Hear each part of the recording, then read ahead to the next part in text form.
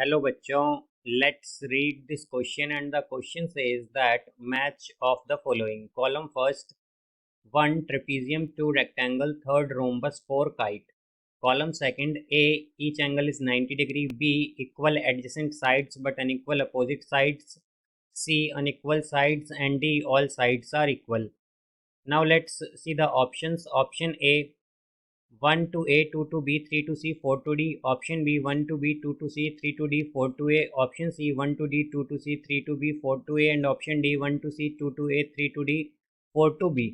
तो आइए अब इस क्वेश्चन को यहाँ पर हम सॉल्व कर लेते हैं। इस क्वेश्चन में हमसे कहा गया है कि हमें मैच करना है कॉलम फर्स्ट को कॉलम सेकंड से। तो यहाँ पर हम की कॉन्सेप्ट यूज़ करेंगे, कॉन्सेप्ट दैट इन रोम्बस। तो रोम्बस में हमारे पास क्या होता है, in rhombus all sides are equal, all sides are equal. तो रोम्बस में क्या होता है, सभी साइड्स इक्वल होती हैं।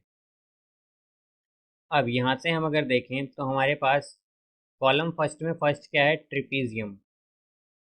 हमारे पास ट्रेपीजियम है, तो ट्रेपीजियम में हमारे पास क्या होता है, ट्रेपीजियम के लिए हमारे पास कंडीशन होती है दैट उसमें हमारे पास जो साइड्स होती हैं वो अनइक्वल होती हैं। Sides are unequal, unequal.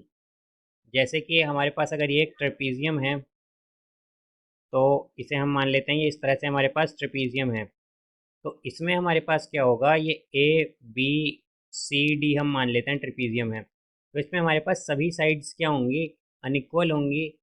और बस क्या होता है हमारे पास इसमें कि ए बी जो है वो पैरेलल होती है सी डी के। यहाँ पर ये कंडीशन नेसेसरी है ट्रेपीजियम के लिए, और इसमें सभी साइड्स जो होंगी वो अनइक्वल होंगी।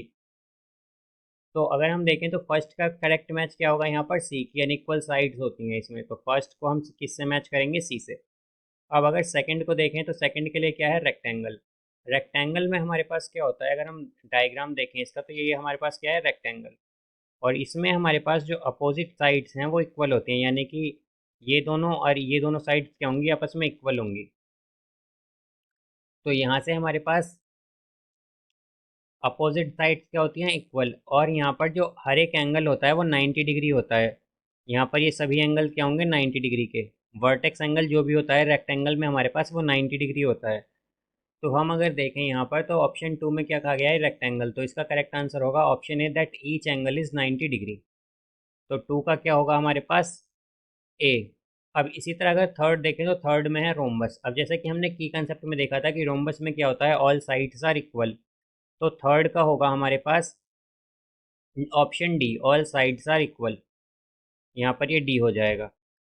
अब इसी तरह अगर हम काइट का देखें तो काइट के लिए हमारे पास कंडीशन होती है फोर्थ, या हम कहें कि जो फोर्थ है हमारे पास उसमें क्या होता है कि जो काइट में हमारे पास जो एडजेसेंट साइड्स होती हैं, ये हमारे पास इस तरह से काइट की फिगर होती है। तो इसमें जो एडजेसेंट साइड्स होंगी हमारे पास वो तो इक्वल होंगी, यानी कि ये दो साइड्स इक्वल होंगी और ये दो साइड्स इक्वल होंगी। तो हम क्या कहेंगे कि हमारे पास काइट के लिए क्या होता है, एडजेसेंट साइड्स इक्वल होती हैं। तो यहाँ पर काइट का करेक्ट आंसर होगा यहाँ पर बी, कि equal adjacent side but unequal opposite side. तो यहाँ पर हमारे पास 4 का क्या आएगा, बी आ जाएगा। तो अब अगर हम देखें तो हमारे पास क्या आया था, 1 का आया था यहाँ पर, 1 का सी आया था, 1:C। फिर 2 के लिए आया था हमारे पास ए, 2:A। एंड 3 के लिए हमारे पास आया था यहाँ पर डी, 3:D। एंड फोर्थ का आया है बी। तो ये हमारा इसका करेक्ट मैच होगा। तो यहाँ पर अगर हम देखें तो इसका करेक्ट आंसर क्या है हमारे पास, इसका करेक्ट आंसर है option D. So I hope you understood it well. Best of luck, thank you.